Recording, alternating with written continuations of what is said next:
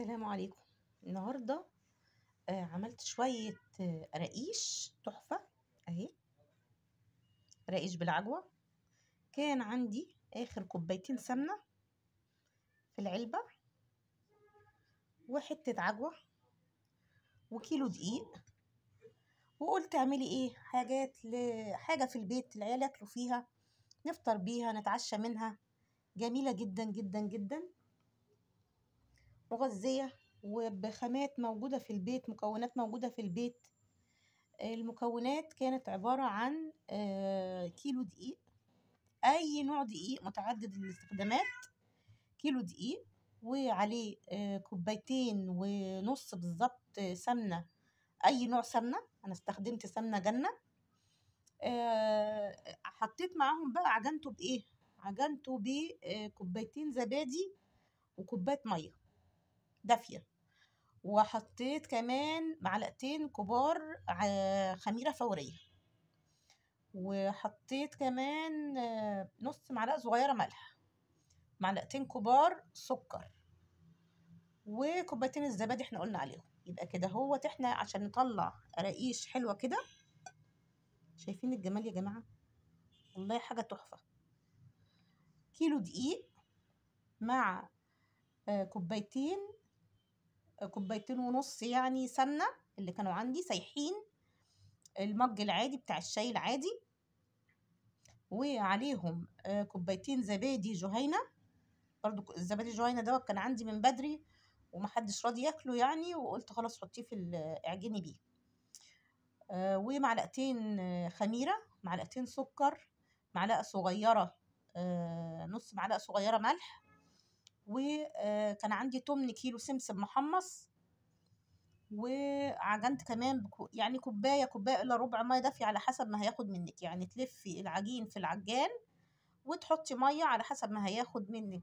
بس اتلمت العجينة الأول، لفيت الأول السمنة مع الدقيق لحد لما بقت كده مبسوس يعتبر يعني. وبعد كده هو ضفت الزبادي وضفت الخميرة وضفت السكر وضفت الملح وضفت المية، وبقيت ازود المية حبة حبة لحد لما العجينة كلها لمت وسابت البولة بتاعت العجان. وبعدين سبتها شوية كده يعني ترتاح حوالي نص ساعة ساعة. احنا طبعا مش بنستنى ان هي تخمر، العجينة دي مش هتخمر تعلى، لا هي بس بنحط الخميرة عشان ان هي تكون هشة يعني، ما تبقاش ايه مكبوسة كده. شايفين عاملة ازاي من جوه؟ عشان تبقى بالمنظر ده، ما تبقاش ان هي مكبوسة. بنبتدي نسيبها ترتاح شوية، وبعدين جبت العجوة طريتها في الميكرويف. الكيلو الدقيق دوت، يعني كيلو دقيق أخد تقريبا نص كيلو عجوة. خد نص كيلو عجوة، طريتها في الميكرويف، حطيت معاها شوية مية صغيرين، وحطيت معاها معلقة سمنة، يعني بقت ناعمة خالص جدا وطرية جدا جدا.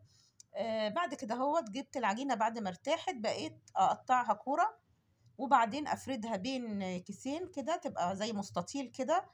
وبعدين فردت برضو العجوة جوه كيس برضو، واخدها احطها على نص المستطيل بتاع العجينة اللي انا عملته، وبعدين اتني النص التاني عليها وابتدي ان انا اقطع صوابع وارص في صاج عادي جدا، مش مدهون ولا اي حاجة، هي فيها مادة دهنية كفاية.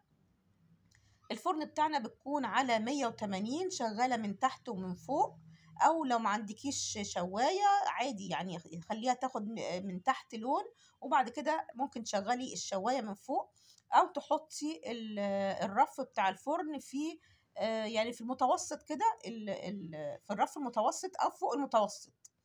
هيدي لون برضو للوش كويس جدا جدا، بيدي لون احمر حلو كده، هو لون ذهبي حلو، وما بتاخدش اي وقت خالص خالص خالص في العمايل، وبترمي كمية حلوة جدا جدا. يعني عملناها بحاجة مش مكلفة خالص في البيت، لكنها بتدي بركة في البيت وتوفير، وبتقعد معاكي بتخدم العيلة لوقت كبير جدا، تنفع في الفطار، تنفع في العشاء، تنفع سناك.